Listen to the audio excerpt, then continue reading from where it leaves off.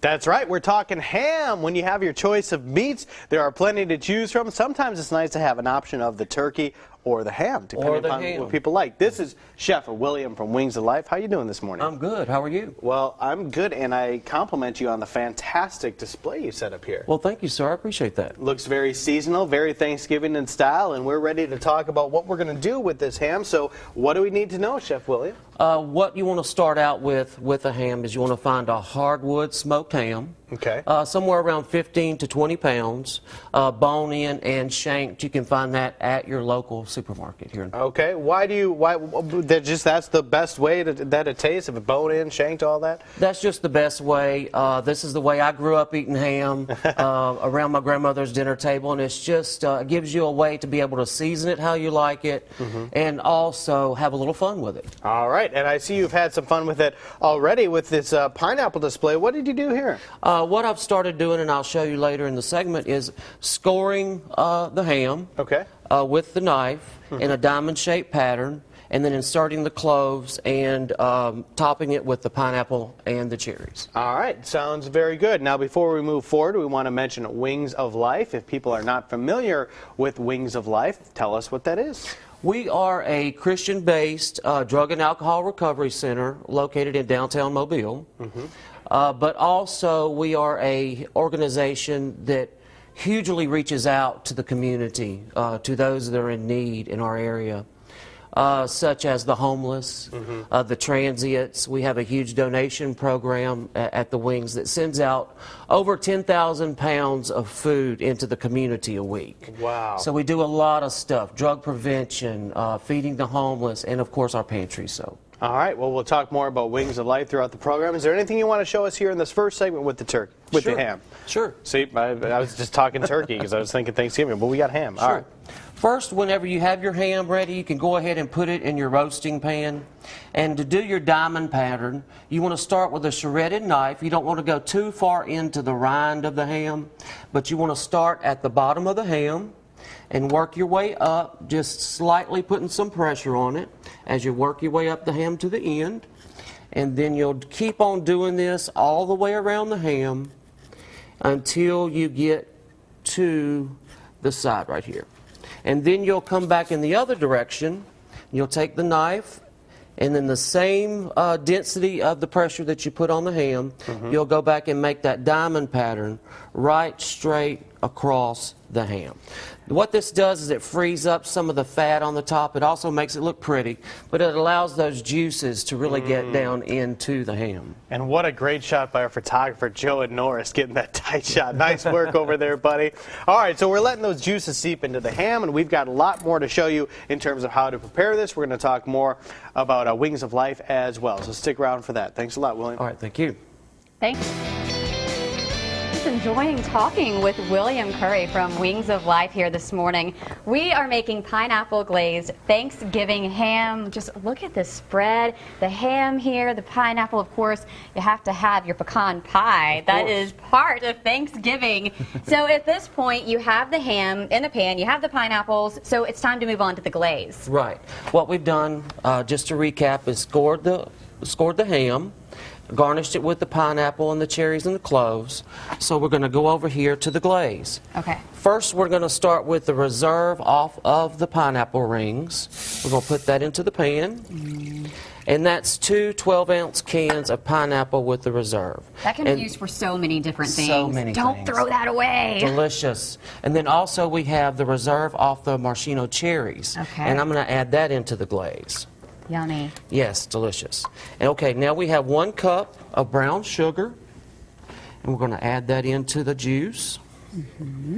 And a little touch that I have added is a pineapple marmalade or a pineapple preserve.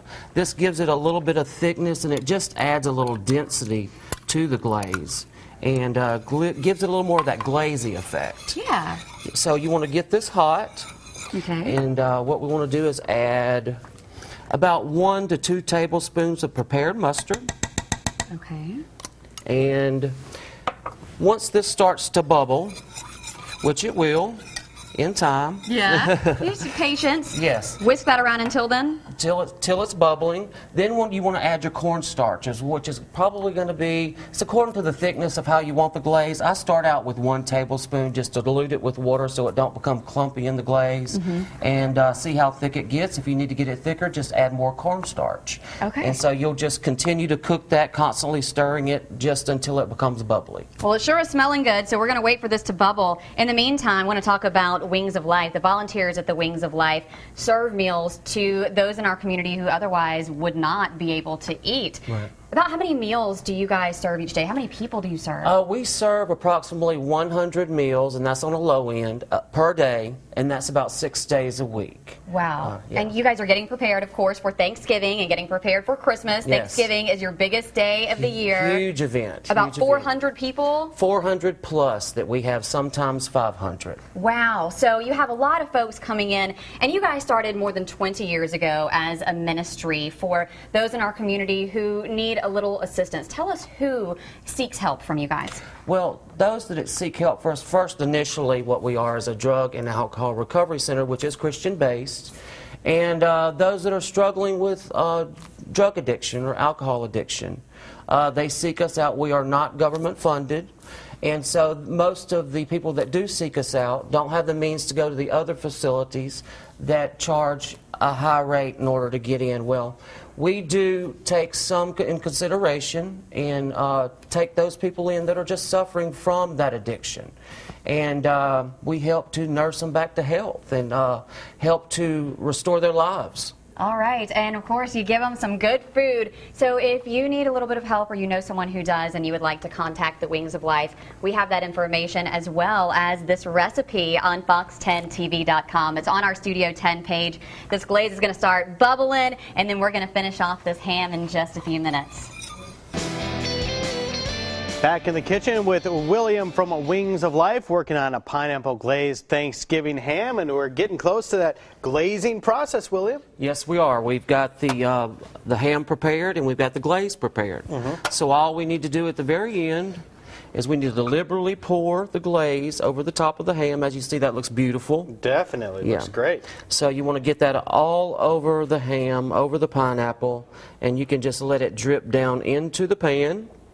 And I'll reserve a little bit of this for the end cooking for the browning process. Okay. You want to put this in a preheated oven at 325 degrees, approximately 3.5 to 4 hours. The last 30 minutes of the cooking process, I take the ham back out and take the tinted aluminum foil off of the ham and continue with the remaining glaze and put it back uncovered for 30 to 45 minutes. You want it to reach the temperature of about 160 degrees. Then you have your ham. So that entire process from start to finish takes probably over 4 hours. I would say 4.5, including prep time. All right, so you got to give some love if you want the Thanksgiving ham to be delicious on Thanksgiving. Now, speaking of Thanksgiving, we mentioned earlier how much y'all do to help out the community, Wings of Life that is, and also you need some support to do that as well, though. So tell the folks about that. We do need support.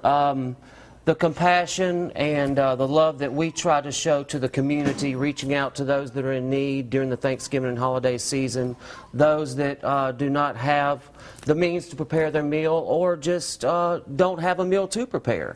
So we invite those on Thanksgiving Day to come out. We put on a huge event. But it takes funding, and we're not government funded. So we rely on donations. We rely on the community for their support.